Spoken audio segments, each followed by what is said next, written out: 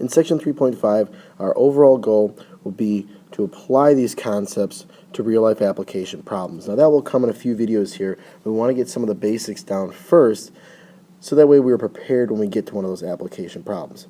So for this problem here, we want to graph the feasible region for each set of constraints. Then we're going to identify the vertices of the feasible region. So we've already been graphing inequalities, linear inequalities. Now we're going to graph a few of them together. We've done systems before, but now we have a couple more.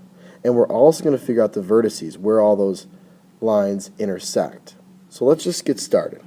This first one here we can do in blue, and we're going to use a bunch of different colors to help us identify which one's which, and also to help with the shading.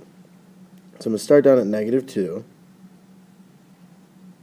and then I go up one over one. So here, here, here, and so on. And it's going to be a solid line.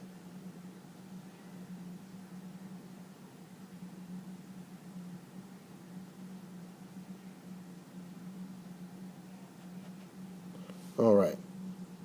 Now it says that y is less than x minus 2, less than or equal to x minus 2. So when it's less than, it's going to be on the lower side. And what I like to do with these problems, because they get quite messy, is I'm just going to draw a couple arrows going to the side that I would shade on. And then we'll see where all the arrows point to, and that's the feasible region. So let's keep moving and graph this one. Feel free to pause the video and try and graph some on your own. It's always a good idea to see how you're doing. So here's 4, and then I'm going to be going -1 over 1. So I have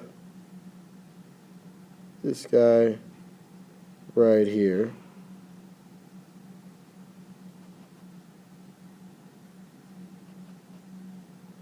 And this time it's greater than, so it's going to be going on the upper side.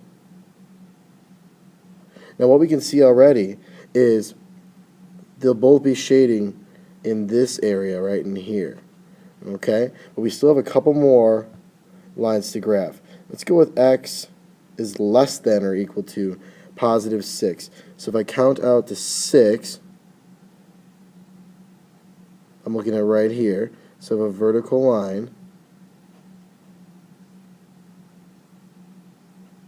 right here at 6, and it's going less than 6, so I'm pointing towards my negative numbers over this way. So I'll have some arrows pointing this way. And lastly, I have x is greater than or equal to 0. And it's greater than, so it's going up.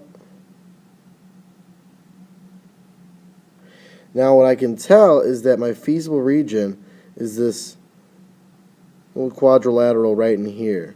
Ooh, I like that math word. Quadrilateral. That's fun to say. Alright.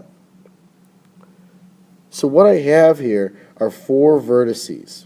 4 vertices. Let's see here. We have this one right here. This one here. This one up here. And this one over here. So there's 4 vertices that I have of this feasible region, and our feasible region is where all 4 are shading, which remember is this little quadrilateral. I'm not going to color it in just because it'll get really messy, but you can color it in on your paper. So let's write down those 4 points. So for our first one, which will be this guy right here, and it really doesn't matter what order you start in, I'm just going to start here because I feel like it.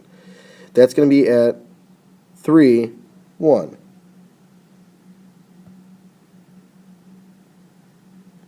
So here's one vertice. We'll call that guy point A. A. Then we'll go with B right here. That's at 6, 4. So B is at 6, 4. We'll have C right here. That's at 6, 0. And then D is at 4, 0. Alright.